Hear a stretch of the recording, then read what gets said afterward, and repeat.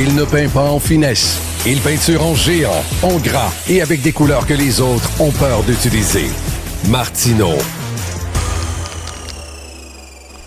On est avec Nicolas Duvernois. Nicolas, hier, je t'avais amené sur un autre sujet que tu n'avais pas prévu. Je veux revenir sur le sujet dont tu voulais parler hier. Oui.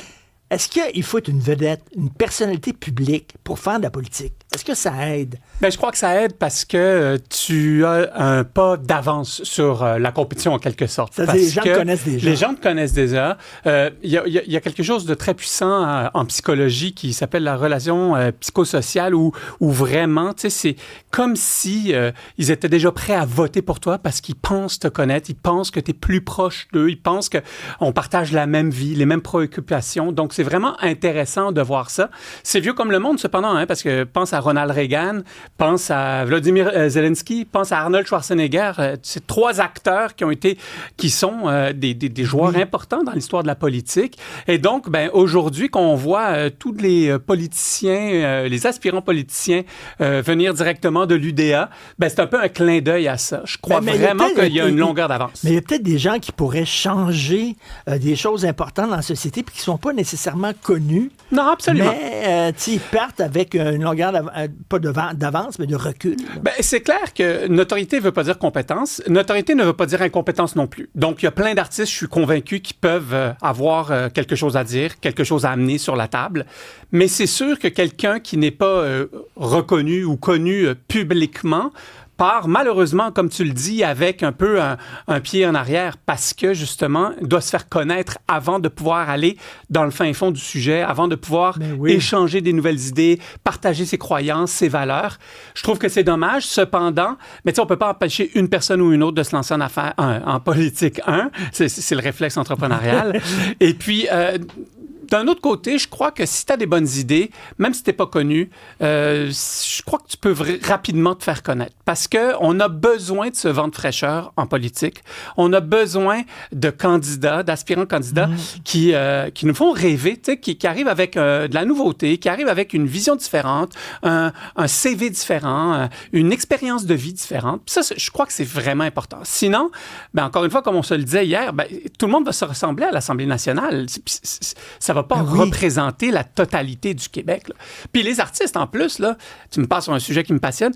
Tu sais, avant d'être artiste, c'est aussi des êtres humains. Ben, prenons une Claudine Desrochers. Bon, je la connais pas personnellement, mais peut-être que c'est une amateur d'agriculture. Peut-être que c'est quelqu'un qui adore la pêche. C'est peut-être quelqu'un qui adore un autre sujet puis qui est prêt à défendre ce point de vue-là aussi. Là, tu sais.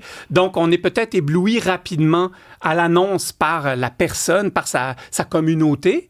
Mais moi, ce que j'aime, c'est le lendemain. T'amènes quoi à table? Que tu sois un prix Nobel ou que tu sois monsieur, madame, tout le monde, qu'est-ce que tu amènes de plus qui va faire avancer le Québec? Oui. Mais des fois aussi, je trouve qu'on est bon pour mettre les gens dans des cases. Absolument. Donc, ça peut être plus difficile aussi de faire « Hey, non, j'ai quelque chose à dire et je peux me démarquer. » Donc, ça peut être un couteau à double tranchant parce qu'il faut que tu travailles peut-être 2 fois plus fort pour convaincre les gens que tu es la bonne personne. C'est une arme à double tranchant, absolument. Rappelle-toi, malheureusement, là, j'ai un blanc de mémoire, l'humoriste qui s'est lancé pour la chefferie du Parti québécois. Guy Nantel, oui. Une tête sur les épaules, intelligent, belle carrière, reconnu, amenait des points intéressants pendant la campagne, mais très rapidement, je voyais des commentaires passer comme étant ben, c'est un humoriste qui se lance à la campagne, à la chefferie du Parti québécois. Non, c'est pas un humoriste. C'est Guy Nantel qui est humoriste, qui se lance à la chefferie. Il faut faire attention. Faire la part des choses. Raison, ça peut jouer contre toi. Marie-Claire Blais, lorsqu'elle a commencé en politique, il y a des gens qui disaient, bien fine, Marie-Claire Blais, mais vraiment, qu'est-ce que ça va faire là-dedans? Et finalement, elle avait vraiment le sort des personnes âgées à cœur. Oui. Marguerite Blais, pardon. Marguerite Blais, oui. Ronald Reagan n'était pas pris au sérieux au tout départ. Il a quand même fini président des États-Unis, là, on se rappelle. Et puis, c'est un acteur. Je te dirais que... le gros problème du végétariat, c'est aussi des fois le syndrome Trump. Hein? C'est que, là, on élit quelqu'un qui a une image extérieure, qui est connu, qui est réputé, mais qui n'est pas nécessairement le meilleur des gestionnaires ou le meilleur des politiciens. On peut voir le bordel intergalactique qu'il est en train de créer. Donc, tu sais, des fois, effectivement, c'est une arme à double tranchant. On nous dit justement sur la messagerie texte, regardez Justin Trudeau. C'est un exemple que j'ai donné à Mario. Oui, c'était en quelque sorte. Mais la famille Trudeau, c'est un peu notre famille, les Dallas. Tu te rappelles, le père là, qui se promenait en Mercedes décapotable, une blonde nouvelle chaque semaine. Bon, ben c'est clair que ça a marqué un imaginaire. Et puis aussi le côté un peu, tu avais envie de le varger là, des fois, là, tellement il était baveux. Ben son fils n'est pas tombé trop loin de l'arbre. C'est un prof de théâtre. Lui, il aime la théâtralité de la patente. Et puis, c'est une mini-célébrité qu'on a élue finalement. Puis on le voit aujourd'hui, son après-carrière, il vit ce qu'il veut être. Lui, il voulait juste être une personnalité connue puis profiter de la vie. Ben oui. On va pas lui reprocher, là. Là, il est à sa place. Là, il est sur son X. Sur son X, parfait. J'ai un collègue du Journal de Montréal qui a décidé de se lancer en politique. Oui. Je lui ai écrit la semaine dernière en disant « Puis, t'aimes-tu ça? Faire du porte-à-porte. » Il dit « Moi, j'aime ça parce que je suis ce qu'on appelle en anglais un people.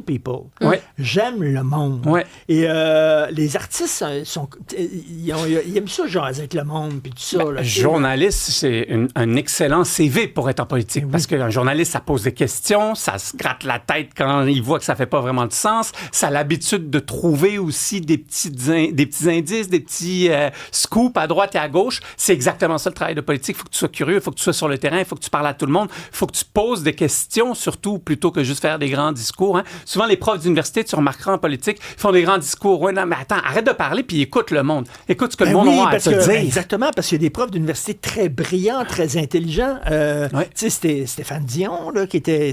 C'est pas un con. Et Michael Ignatieff aussi, qui sont des gens qui n'étaient pas des très bons politiciens. Parce qu'il n'y avait pas de charisme. Exactement. Puis tu sais, la politique, c'est un sport humain.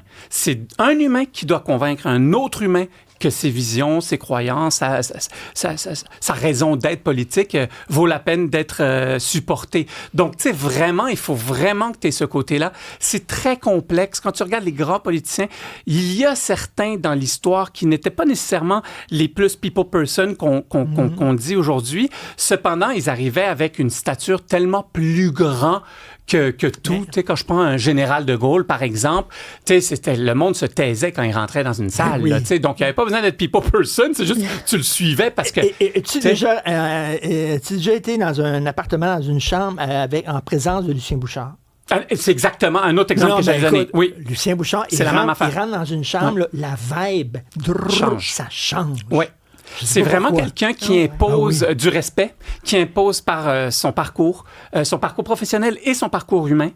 C'est quelqu'un qui vraiment, peu importe tes divergences d'opinion avec, tu le respectes. Ça, c'est un gros wow là, quand t'es un politicien puis que t'as ça. Là. Tu serais bon, toi. Hein? Oh, boy, un autre jour. Pas la première fois qu'on te le dit. Ben oui. Non, mais regarde, Caro, ma belle femme, je crois pas qu'elle me permettrait en ce moment, avec nos 3 jeunes cocos, de partir à faire du porte-à-porte. Un jour. Merci, Nicolas. À demain. Salut.